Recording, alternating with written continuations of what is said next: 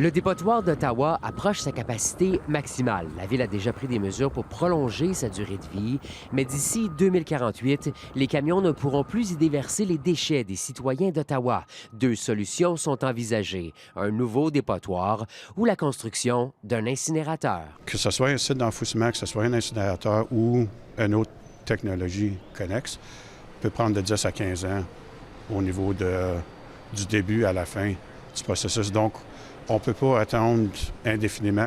Des équipes de la Ville étudient déjà des scénarios possibles qui seront présentés au conseil municipal. Dont construire un incinérateur comme celui de Clarington, près de Toronto, en opération depuis 2015. L'usine appartient aux municipalités de Durham et de York et est gérée par le constructeur américain Covanta.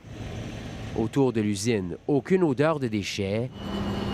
Une trentaine de camions par jour déversent leur chargement et cet employé manipule cette immense pince.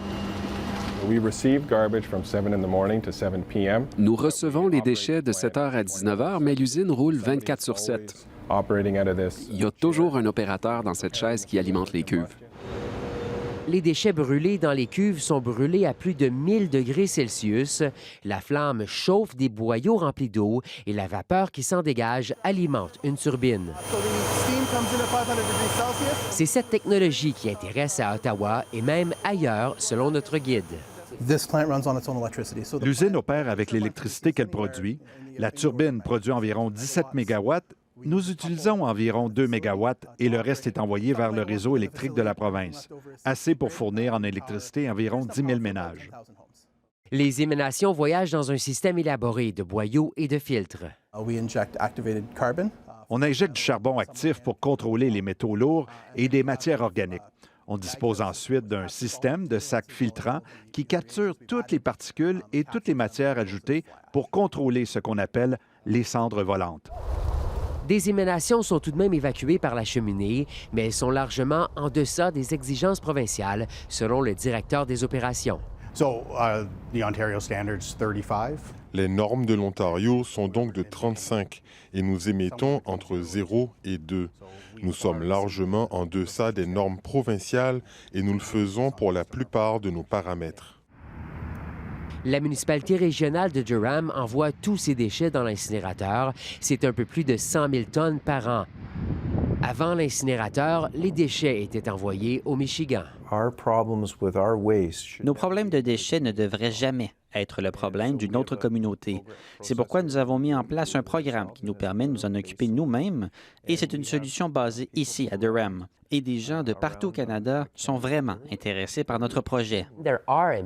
La municipalité mise beaucoup sur la réduction des déchets avec le recyclage et le compostage, parmi les meilleurs taux en province. Et comme on prend de l'expansion et que la population de la région de Durham va doubler d'ici 2051, la quantité de déchets va également doubler. C'est donc important de bien gérer tout notre recyclage et notre compost. Mais il faut toujours trouver un moyen de traiter ce qu'il reste. Et ici, on utilise notre installation de valorisation énergétique des déchets. Je vois un avenir où nous aurons des usines comme celle-ci partout. Je pense que c'est une excellente solution. Je ne sais pas pourquoi toutes les communautés n'envisagent pas déjà cette solution. Mais les émanations inquiètent des résidents comme Wendy Bracken. L'incinération, c'est mauvais pour l'environnement, mauvais pour les changements climatiques et c'est mauvais pour les contribuables aussi. Même si l'usine affiche en temps réel ses émanations, certaines mesures ne sont pas assez précises, selon la résidente. Des centaines de polluants sont rejetés dans l'environnement. Ils pénètrent nos terres, nos lacs et nos rivières, nos poumons et nos aliments. Nos enfants sont les plus menacés et c'est vraiment important que les gens qui envisagent cette technologie sachent que la surveillance est inadéquate. D'ailleurs, les flammes ne détruisent pas toute la matière. Des métaux sortent intacts, mais aussi des cendres, dont certaines toxiques. Environ 30 de tout ce qui est inséré dans les cuves doit être envoyé au dépotoir.